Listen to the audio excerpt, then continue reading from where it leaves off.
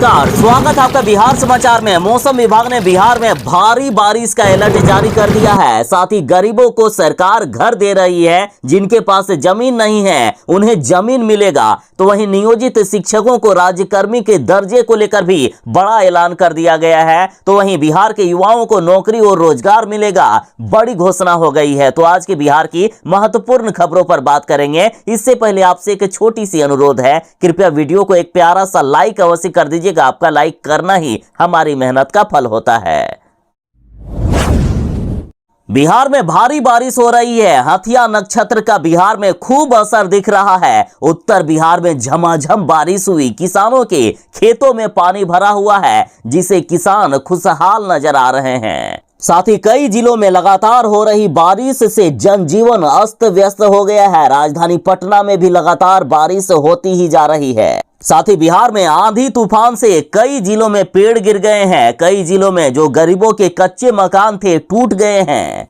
पश्चिमी चंपारण में गन्ने की फसलों को भारी नुकसान हुआ है। यहाँ के किसान बर्बाद हो गए। साथ ही बिहार में वज्रपात से भी कई लोगों की मौत की खबर सामने आ रही है। मौसम विभाग ने बिहार में अगले 72 घंटों तक भारी बारिश की चेतावनी दे दी है। मौसम विभाग ने उन सभी जिलों की लिस्ट बता दी है जहां जोरदार बारिश होगी। इतना ही नहीं, मौसम विभाग ने कहा है कि बिहार में अभी बारिश का दौर नहीं थमेगा। बिहार में मध्य अक्टूबर तक यानी 15 अक्टूबर तक बारिश का अनुमान है। और आज जिन जिलों में जोरदार बारिश हो सकती है उनमें से है पश्चिमी चंपारण, सिवान, सारण, पूर्वी चंपारण, गोपालगंज, सीतामढ़ी, मधुबनी, मुजफ्फरपुर, दरभंगा, वैशाली, शिवहर, समस्तीपुर, सुपौल, अररिया, किशनगंज, मधेपुरा, सहरसा, पूर्णिया, बक्सर, भोजपुर, रोहतास, भभुआ, औरंगाबाद, अरवल, पटना, गया, नालंदा, शेखपुरा, नवादा सहित दक्षिण मध्य और दक्षिण पूर्व बिहार के अधिकतर जिले। साथ ही बिहार में अगले 72 घंटों तक वज्रपात का हाई अलर्ट है, अतः जरा बच के रहें।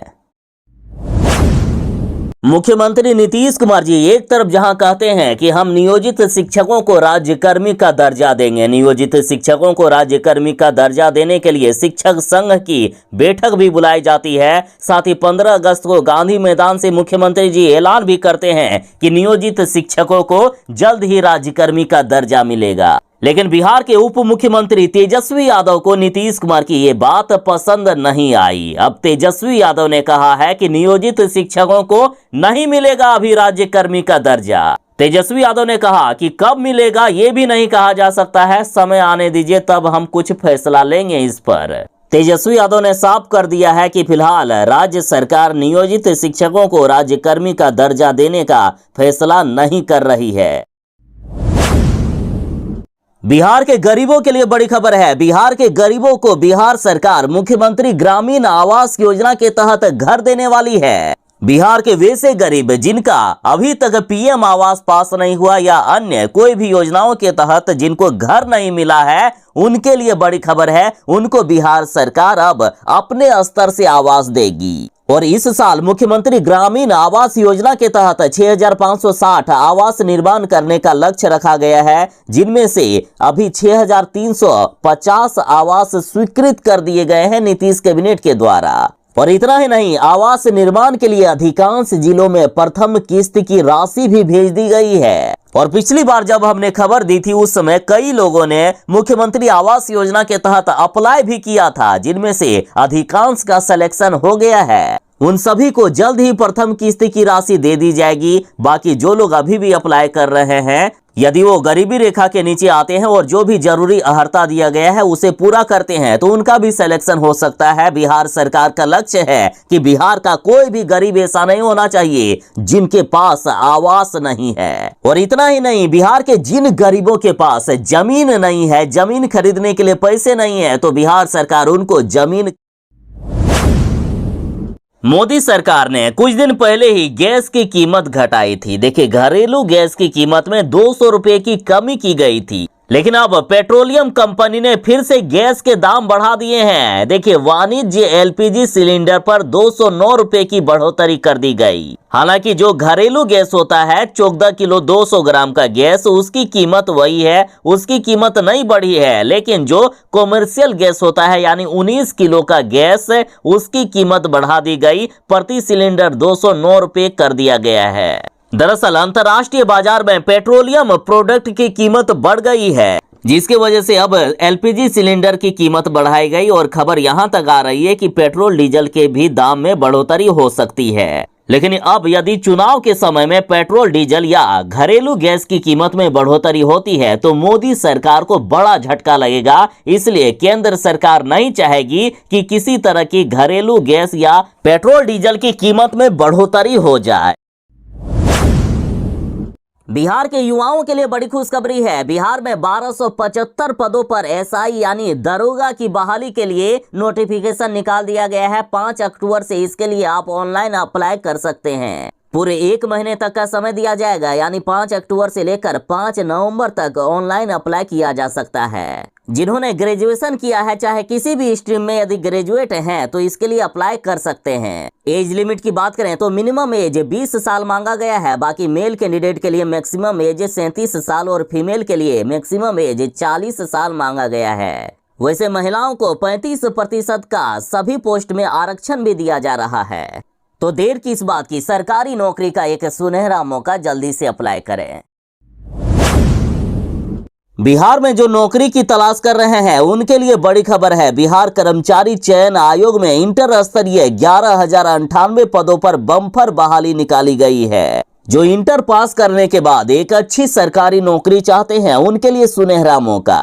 देखिए, Bihar SSC second inter level 10+2 exam को लेकर बड़ी खबर है कि इसके लिए 27 सितंबर से ही ऑनलाइन लिया जा रहा है, जो कि 11 नवंबर 2023 तक लास्ट डेट दिया गया है। अभ्यर्थी यदि किसी भी स्ट्रीम में इंटर पास किए हुए हैं तो इसके लिए अप्लाई कर सकते हैं। एज लिमिट की बात करें तो मिनिमम एज 18 साल मांगी गई है, मैक्सिमम एज 37 साल मेल कैंडिडेट के लिए और फीमेल कैंडिडेट के लिए मैक्सिमम एज 40 साल मांगी गई है। इसमें से कई पदों पर बहाली प्रक्रिया निकाली गई है। जो ऑनलाइन अप्लाई करना चाहते हैं वो ऑफिशियल वेबसाइट online bssc.com पर जाकर अप्लाई कर सकते हैं। लोकसभा चुनाव से पहले जीतन राम मांझी ने बड़ा फैसला लिया है। जीतन राम मांझी अब कोई भी किसी भी तरह का चुनाव नहीं लड़ेंगे। देखिए, जीतन राम मांझी ने कहा है कि 75 साल के बाद किसी भी व्यक्ति को कोई भी चुनाव नहीं लड़ना चाहिए। वैसे कुछ लोग हैं जो अभी भी चुनाव लड़ रहे हैं, लेकिन मैं तो 79 साल का हो गया हूं और ऐसे में चुनाव लड़ना मेरे सिद्धांतों के खिलाफ होगा। इसलिए मैंने फैसला किया है कि अब मैं कोई भी किसी भी तरह का चुनाव नहीं लड़ूंगा। साथ ही जीतन राम मांझी से जब ये पूछा गया कि क्या नीतीश कुमार एनडीए के पाले में आ सकते हैं, तो इसका जवाब भी जीतन राम मांझी ने दिया। जीतन राम मांझी बोले कि लालू यादव और तेजस्वी यादव ने तो पहले ही नीतीश कुमार को पलटू राम कह दिया है। कोई पलटू चाचा तो कोई पलटू भाई कहता है। जब नीतीश कुमार का डिजिग्रेशन ही पलटू राम है तो किस समय वे पलटी मारेंगे, इसका कोई भी हिसाब नहीं लगा सकता है। मैं क्या, कोई भी नहीं बता सकते हैं कि नीतीश कुमार जी कब पलटी मार दे, कब किसके साथ चले जाए। कोई भरोसा नहीं है नीतीश कुमार का।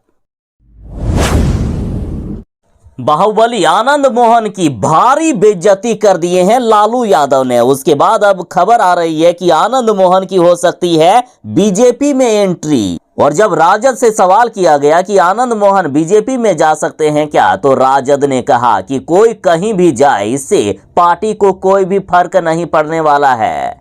दरअसल आरजेडी सांसद मनोज झा ने ठाकुर को लेकर विवादित बयान दे दिया था।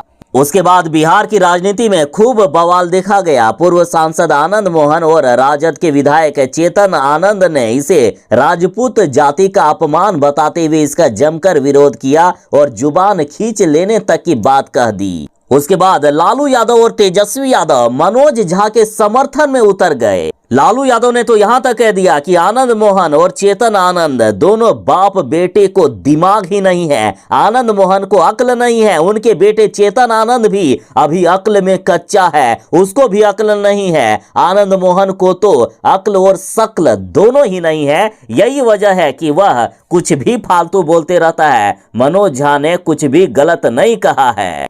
उसके बाद आनंद मोहन और उनके बेटे चेतन आनंद राजनाथ सिंह से भी मुलाकात किए और अब कयास लगाए जा रहे हैं कि दोनों ही अब बीजेपी में शामिल हो सकते हैं। और इधर राजद ने कहा है कि कोई कहीं भी जाए, हमें कोई फर्क नहीं पड़ने वाला है। 18 अक्टूबर को बिहार दौरे पर आएगी राष्ट्रपति द्रौपदी मुर्मू और चौथे कृषि रोड मैप का भी करेगी शुरुआत। राष्ट्रपति बनने के बाद पहली बार द्रौपदी मुर्मू बिहार दौरे पर आ रही है। मुख्यमंत्री नीतीश कुमार ने उनको बिहार आने के लिए निमंत्रण दिया है। 3 दिवसीय दौरे के दौरान राष्ट्रपति बिहार में चौथे कृषि रोड मैप की शुरुआत करेगी। नितिन गडकरी ने बड़ा ऐलान किया है कि इस चुनाव में चाय तक किसी को नहीं पिलाऊंगा, जिसको वोट देना है दे वरना मत दे। देखिए, केंद्रीय सड़क परिवहन और राजमार्ग मंत्री नितिन गडकरी ने बड़ा ऐलान किया है कि इस बार लोकसभा चुनावों में वो पोस्टर बैनर नहीं लगवाएंगे और ना ही चाय पानी किसी को पिलवाएंगे। नितिन गडकरी ने कहा है कि मैं चुनावों में रिश्वत नहीं लेता हूं और ना ही किसी को ऐसा करने की अनुमति दूंगा, लेकिन मुझे विश्वास है मेरी ईमानदारी पर और आप लोगों पर। मुझे जो वोट देना चाहते हैं वे दे वरना मत दे, लेकिन मैं किसी को चाय पानी के लिए भी पैसा नहीं दूंगा और ना ही पोस्टर बैनर लगाऊंगा। ना ही चुनाव में मैं रिश्वत लेता हूं और ना ही किसी को लेने दूंगा। मुख्यमंत्री नीतीश कुमार की पार्टी जदयू का नामो निशान खत्म होने वाला है। दरअसल ये बड़ा दावा चिराग पासवान ने कर दिया है। चिराग पासवान ने कहा कि नीतीश के हाथ से निकल चुका है जदयू, पार्टी का होगा नामो निशान खत्म। चिराग पासवान ने कहा कि जदयू पार्टी के अंदर चल रही कलह इसे डुबा देगी और जदयू के कई नेता हमारे संपर्क में हैं। चिराग पासवान बोले कि सीएम नीतीश कुमार की विश्वसनीयता खत्म हो गई है। देश के किसी भी गठबंधन को उन पर भरोसा नहीं रहा है। एनडीए तथा महागठबंधन दोनों के लिए वह भरोसे के पात्र नहीं है। यही कारण है कि जनता दल यूनाइटेड के नेताओं के बीच भगदड़ मची हुई है और नीतीश कुमार उस भगदड़ को संभालने में असफल है। देखिए, जिनकी उम्र 80 साल से ज्यादा हो गई है वे मतदान तो करना चाहते हैं, वोट तो देना चाहते हैं, लेकिन पोलिंग बूथ उनके घर से दूर होने की वजह से कई लोग नहीं आ पाते हैं अपना कीमती वोट देने के लिए। इसलिए अब फैसला किया गया है कि अब घर बैठे ही मतदान किया जा सकता है। दरअसल ये सुविधा राजस्थान में दिया जा रहा है। इस बार राजस्थान में विधानसभा चुनाव हो रहा है जिसमें वोट फ्रॉम होम की सुविधा दी जाएगी। अब लोग अपने घरों में बैठकर ही मतदान कर सकेंगे और ये सुविधा सिर्फ 80 साल या उससे अधिक उम्र वाले के मतदाताओं के लिए ही दिया जा रहा है। बाकी आप कमेंट करके बताइए कि क्या बिहार में भी ऐसी सुविधा लागू होनी चाहिए।